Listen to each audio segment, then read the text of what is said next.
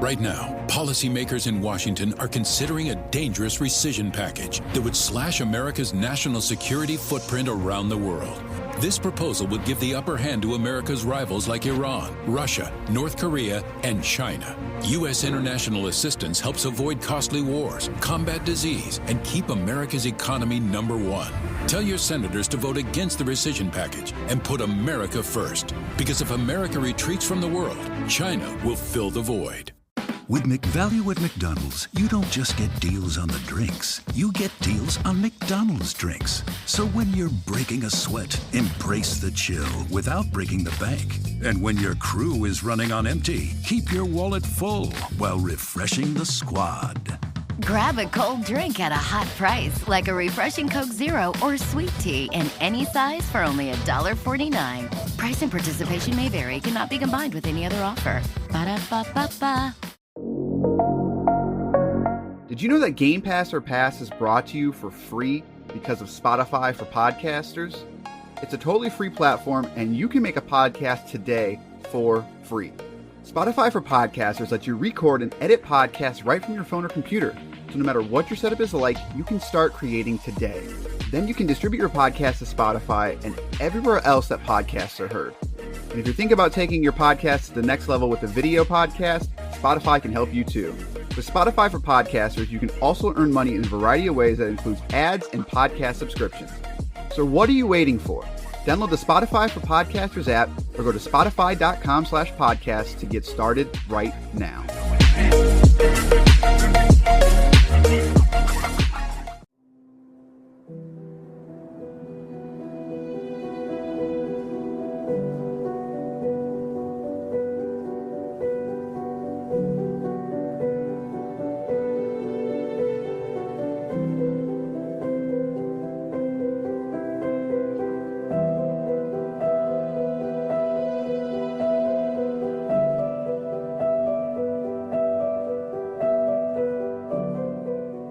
Now time for a very UFO edition of Game Pass or Pass, the podcast where we play games on Microsoft's Game Pass service, tell you which games to pass to your friends and which games to just stare up at the sky and watch it fly on by. I am Corey. I'm joined by the man in the weird suit, Basher. Wow, no play on where I actually live? What? I live in Somerville. That's a real place.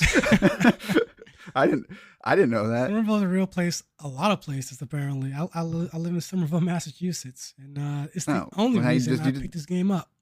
You just doxed yourself. Good job. How's it feel? It was great. I feel famous. It was great. As you might have been able to tell, we're here to talk about Buddy, Somerville. stop making noise over there. But before that, did you know that you can tell us what you think about Somerville if you write us 574-651-9256? That's not right, is it? 574-651. Yeah, that's right. That's right. I know. You think I would have figured it out by now, right? You might have noticed it's been quite a while since we've had an episode, and that is not by design. You know, that's been our motif, our whatever this second half of the year. Not motif. Life is not kind to us. That's all we'll say. But we are still going to be here for our Game Pass Game of the Year episode. We're going to be talking about Somerville. We're going to be talking about Proteus, and we're also going to talk about what? There's another game. What am I forgetting?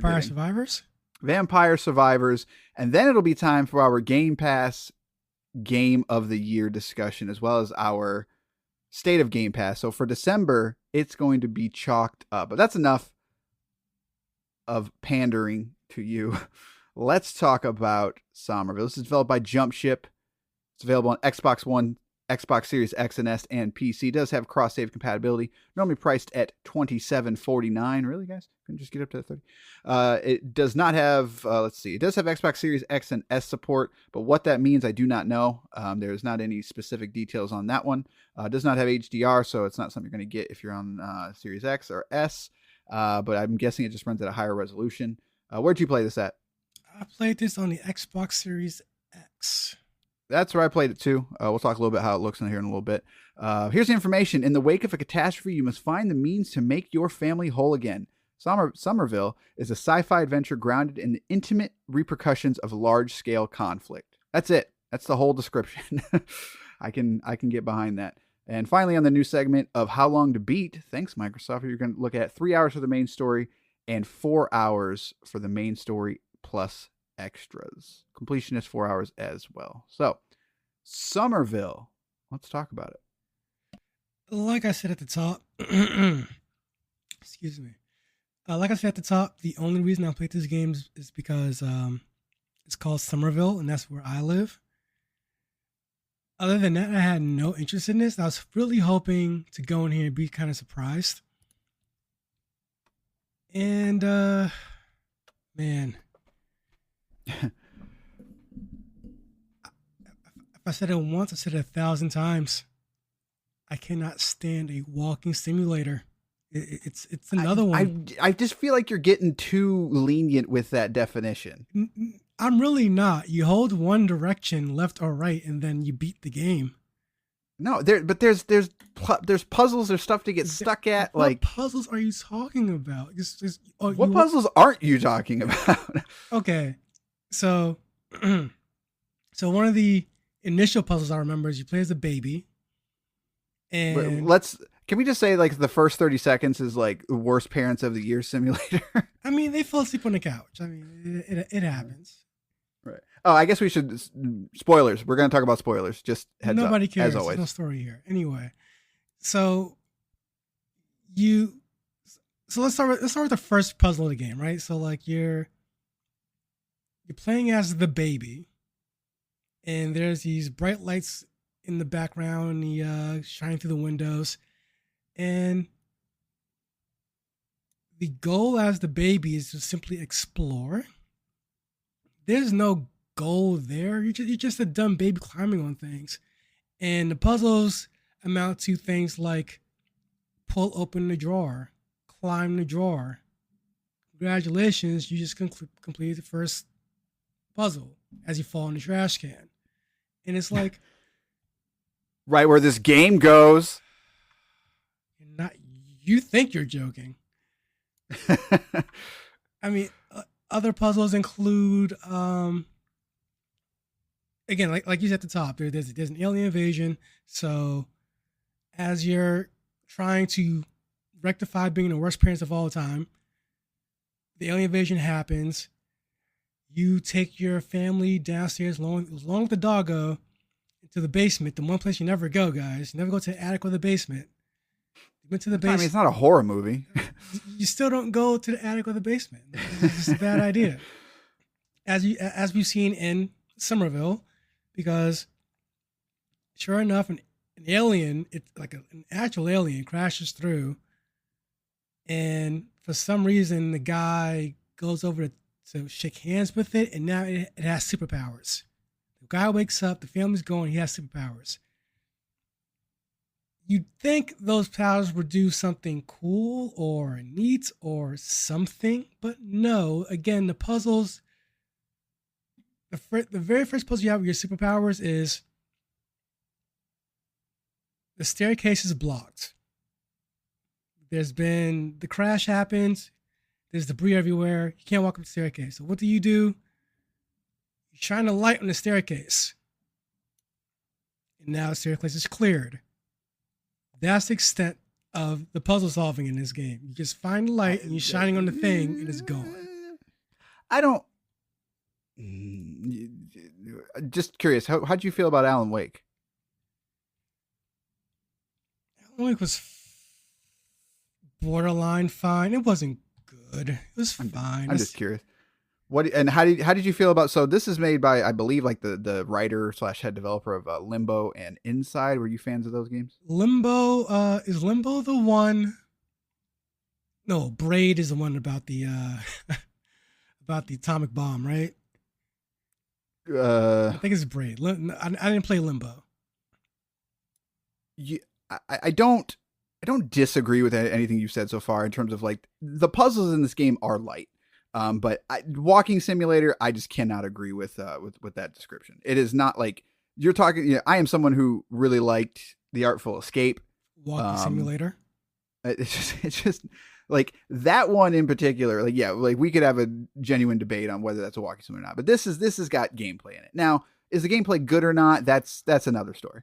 I just can't classify this as a walking simulator. I don't classify anything as gameplay that I can play with my Fire Stick remote TV remote. I mean, but you couldn't. Like you need. You really. This is a phone game. I don't care. But okay, like you could also play God of War with your Fire Stick remote, but it's not going to be a good time. No. You're being facetious. Like, no. I am, but I'm doing that to the point of like, you do need more buttons than a Fire Stick remote to play this. Like, I mean, all I did was walk left and right and then hold to interact. No, like you've got it. There's others, like, again, I'm not trying to defend this game in terms of being like, I know you're not. Got deep like, gameplay. I know you're not, but I'm just saying, like, it's I don't understand. I just don't get. I'm over, and I guess I've said this plenty of times. I'm over having. I have a $2,000 TV in the living room, $1,000 TV in the bedroom, more than that actually. Are you just trying to flex on us a all? $600 console. At one point, I built my own PC, and it was actually freaking. At one point, I built my own PC, and it was actually top notch at the time. I'm sick and tired of like putting all the money into a hobby, and it's like, let's play a game where you don't do anything. Like I don't. It just doesn't make sense to me. Like. Second review of this game, Annapurna inspired walking simulator. So clearly, that's all. That's literally all it is. You just walk from the right side of the screen to the left side. You move a light. You interact with a light. It removes the debris. Rinse and repeat. So we'll have to agree to disagree on that one. But no, like, so yeah, the gameplay is very lightly puzzle based. You know, like you said, you originally start with like a left trigger to sort of disperse the world or to remove part of the world, and it's always in like like an alien type looking structure. It looks very. I got very Control vibes out of this game. Did you play Control? I don't remember. I didn't play Control either. No, okay, you should play Control. I just played Max Payne, and I just said you guys are good, good enough. You should play Control. But yeah, so like it's got that kind of vibe to it, and then eventually you do get the right trigger, which is more of a solidify sort of spell. Whoa! And you sort of use Get out of here in combination to solve some puzzles. Like I said, they're not deep. Like they're not. They're not using super. Both triggers super great. now. This is out both of control. And then eventually you can press both triggers. Get out of here, to cause, guys! Like, did you hear that? You after you walk left, you get to use both triggers. That's nuts. There's small puzzles like how do I get this to do this kind of thing. It's very much a shine a light on it. 3-step puzzle. Just shine a light on it. It's just you do it now and Wake too. That's all I'm saying. Yeah, that game's not great either. I like that game. I like it. People like Alan Wake. So it's on that. So like really, what you're coming to this game for is the mystery, and that's not too surprising because that's really much what Inside was. It's really much what Limbo is. It's like it's these loose, these soft puzzle games that are trying to tell a story. And so to me, like this game is either made or broken on the story, the visuals, the presentation, etc. And I was in this for the first half, and then I sort of was out the second. The ending, half. And ending blows. Blows. I have seen all the endings, and I don't love them. And so, the thing is, like, it's kind of hard to talk about, and not because it's spoilers, just like because it very much pulls a what the hell is the name of that movie? All the female leads in it. Blair Witch? Annihilation. Oh, okay. Annihilation. Like it pulls an Annihilation to where like it you don't really know what's going on. You get separated from your family, and then like you're being sort of chased by this alien race, and then you're made to sort of believe like this thing is watching you and sort of trying to take over you. And then when you're finally sort of attacked by the thing, it sort of tries to pull like a surprise twist of like, oh, wait a minute. And then one of the creatures helps you out.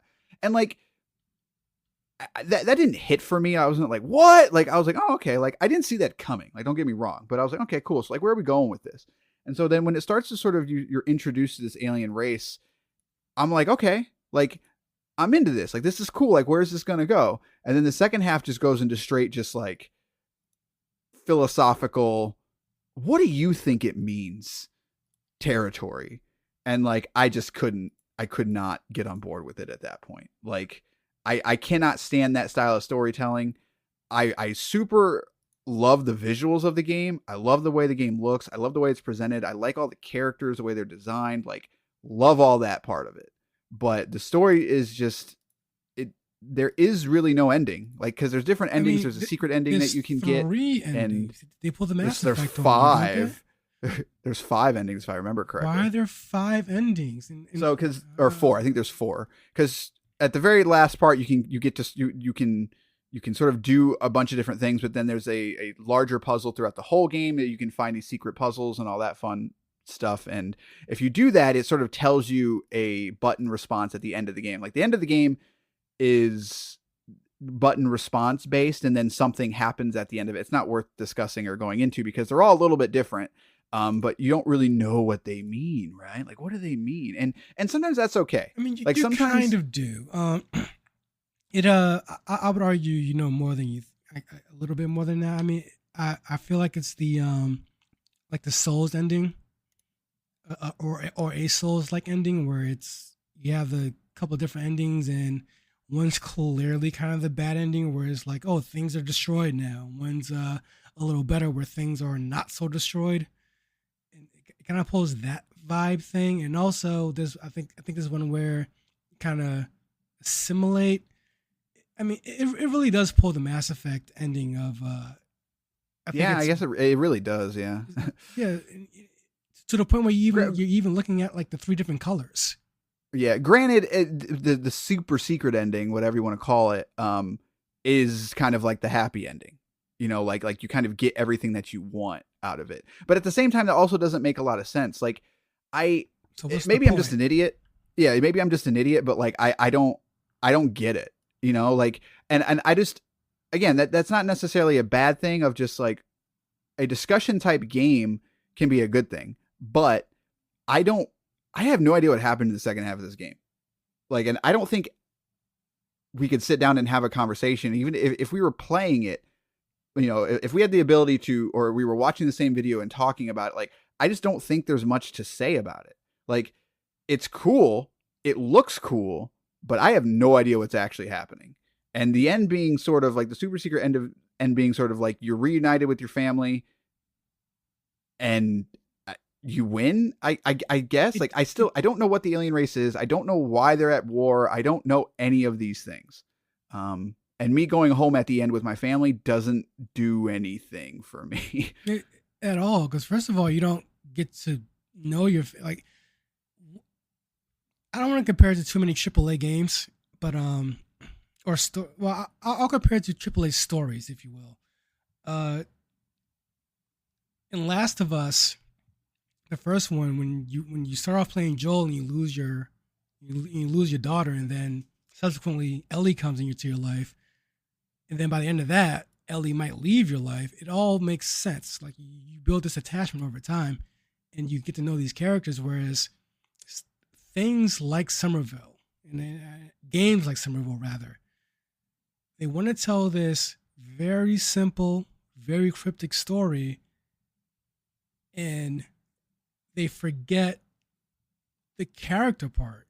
There's just no character at all, and they want you to care about people, but you don't even know names of people. Like, and I get it. There's no voice acting. There's not even any text on screen. It's simply visual storytelling, which can work.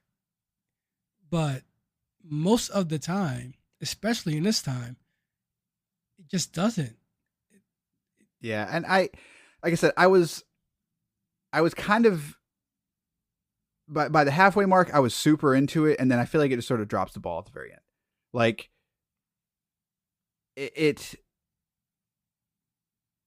I can't really think of a word other than it just doesn't go anywhere. Like, it just does not go anywhere. And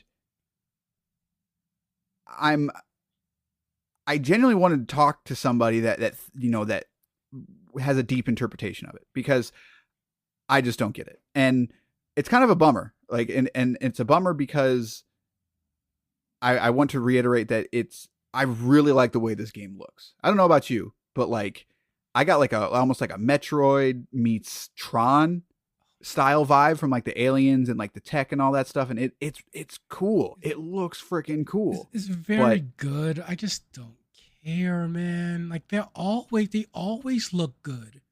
They always have a nice art style. They always do it. And then it's all right, play it. Like it's time to play the thing that you made. And it's walk to the left, hold interact, walk to the right, hold interact, walk back to the left, puzzle solve. Let's continue a story that you just do not care about. It made me appreciate Plague's Tale more, the first one even, because now I get why. I think now I get why it was so praised the first time around, even because the gameplay wasn't magnificent. It wasn't super deep, but there was tech there that was impressive. There was character there that you adventured with and grew with, that you learned about. These 3-4 hour walk to the left games, I'm just not getting the purpose of it. Like, and it can't just be me. I truly just don't get the purpose of sitting down here for 3 or 4 hours straight to walk to the left side of the screen just to hit BRB at the end and go right. Like, well, I think on that topic, like, I think next year maybe we could do a bonus episode or something. Like, I'd be super, super curious what you think of As Dusk Falls. And I say that simply because I think these games obviously they're a harder sell for you, but I don't know if you've ever actually played a quote good one. Oh, absolutely. And I'd be like, don't get me wrong. I don't think they're all bad. Right. I feel like this is the Amnesia effect. When that horror game Amnesia came out, instantly there were on Steam, on consoles, there were 70 different titles that were just right. Walk and run away from a monster, and you can't and open drawers and doors, and like that's it. Like, I feel like there was a really good example of one of these games, maybe a few of them, and then people are just saying I could do that. But you see, and I would point to The Walking Dead more than Amnesia, honestly. I think that original Walking Dead and that whole Telltale agreed, yeah, whatever you want to call it, like, you know, they were doing everything at one point. Like, remember when they made a Guardians of the Galaxy game because no one else does? Galaxy, Batman, Jurassic Park, like, and all the same game.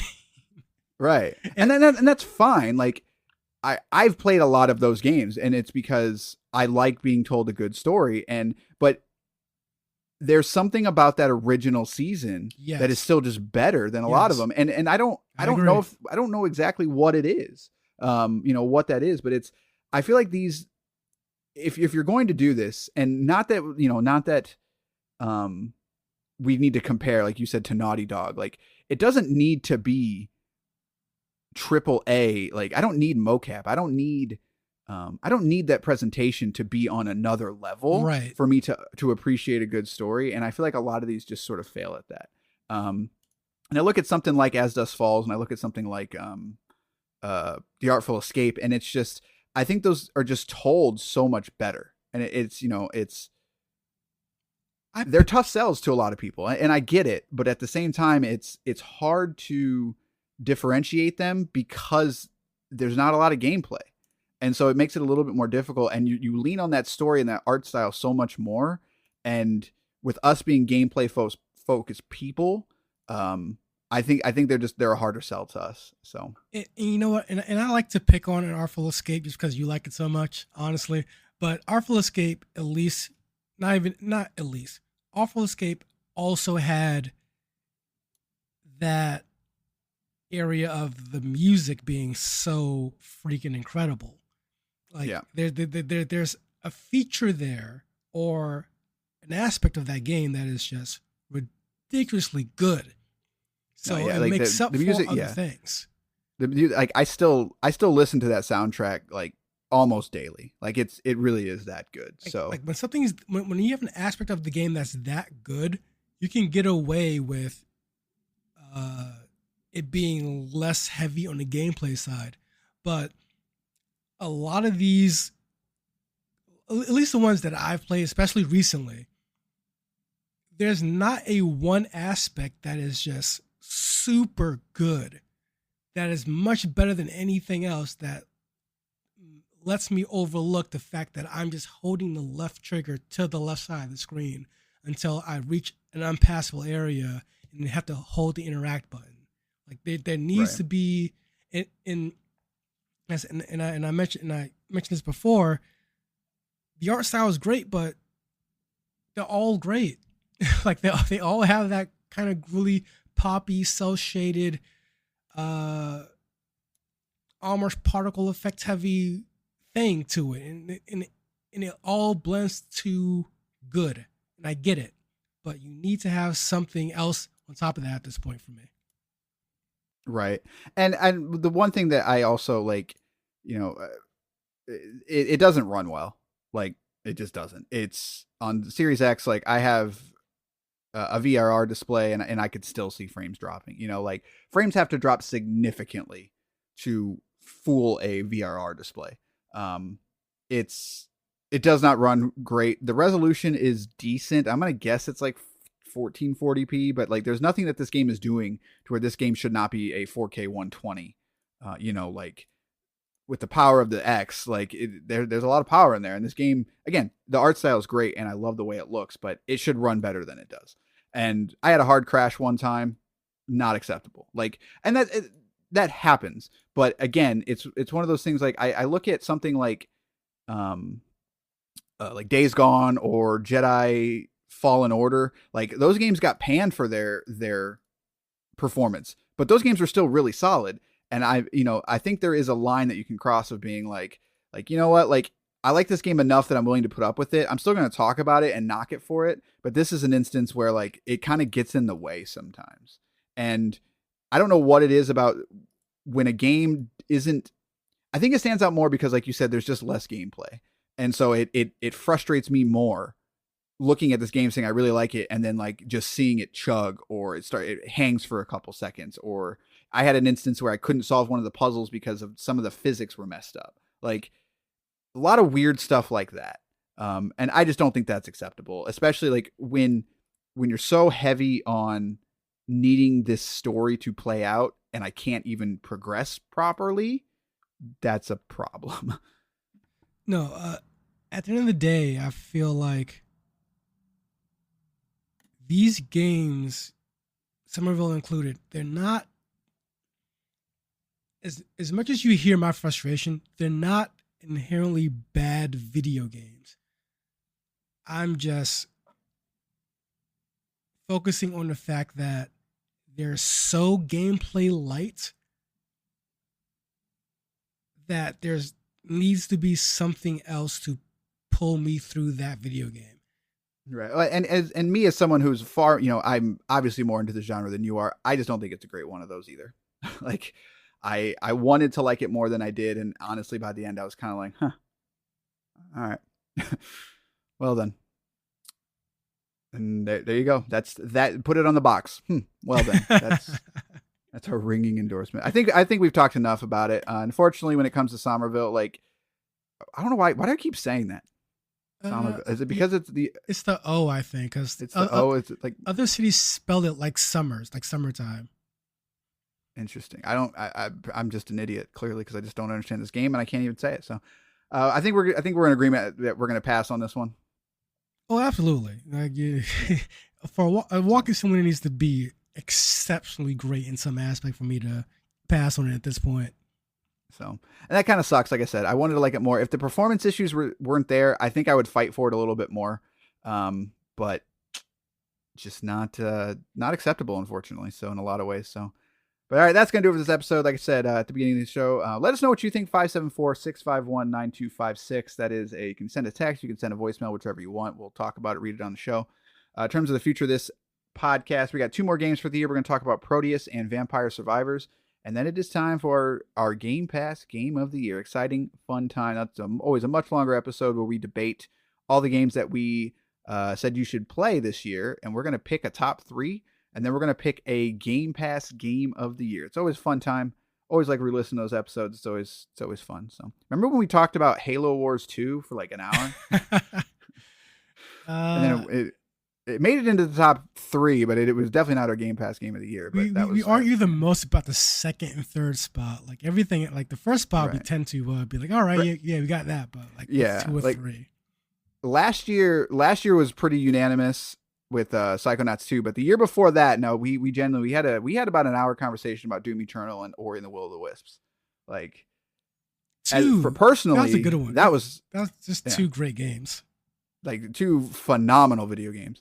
So that was, but so there you go. That is going to do it. gpopfans@gmail.com, 574-651-9256. And then we'll see you for the rest of December. Good day, sirs. Right now, policymakers in Washington are considering a dangerous rescission package that would slash America's national security footprint around the world. This proposal would give the upper hand to America's rivals like Iran, Russia, North Korea, and China. U.S. international assistance helps avoid costly wars, combat disease, and keep America's economy number 1. Tell your senators to vote against the rescission package and put America first. Because if America retreats from the world, China will fill the void. With McValue at McDonald's, you don't just get deals on the drinks. You get deals on McDonald's drinks. So when you're breaking a sweat, embrace the chill without breaking the bank. And when your crew is running on empty, keep your wallet full while refreshing the squad. Grab a cold drink at a hot price, like a refreshing Coke Zero or sweet tea in any size for only $1.49. Price and participation may vary. Cannot be combined with any other offer. Ba-da-ba-ba-ba.